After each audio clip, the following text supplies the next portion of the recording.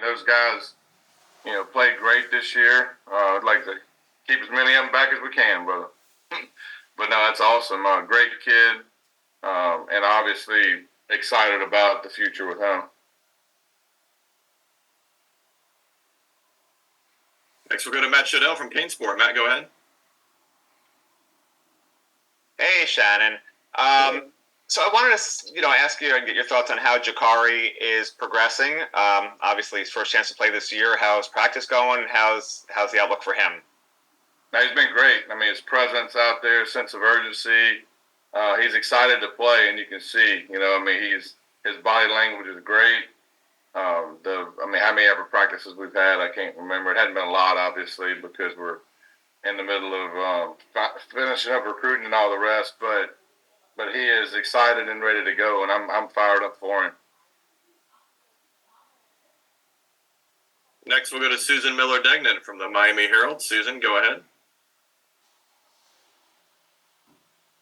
Hey, Shannon. Hey. Can you hear me? Yeah, great. Yeah, I got you. Okay, so, you talked about Jacurri, how he's doing. With him not having played this season, I know he played a lot last season. Does that at all affect the play calling? Is that taken into account on simplifying things or whatever? I don't know. I just wanted to know the basic philosophy. No, I try to do things that the quarterback is playing is good at, obviously. It's no different when other people are playing.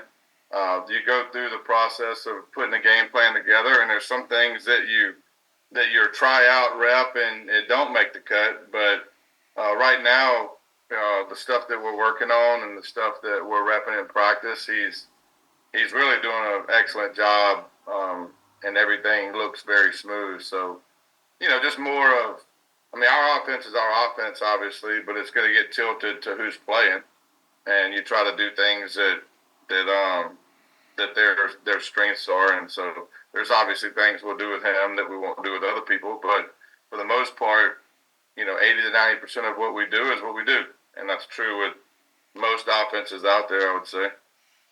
And also, how has his accuracy been? Sometimes he struggled with that on his intermediate and long throws. No, his accuracy has been fine.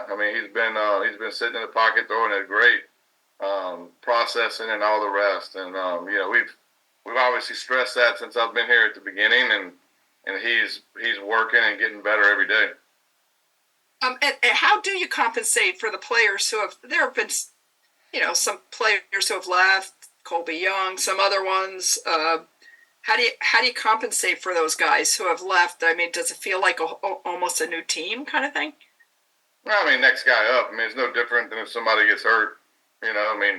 Everybody's dealing with similar things right now, and it's not going to change because of the rules that are in place. And so bowl games are going to be what they are. It's the time of the year, and it's after everything goes down. So you're practicing with some different guys and everything, but it's awesome because you get extra reps and extra work with guys that are going to be playing in the future. So I see it as a positive.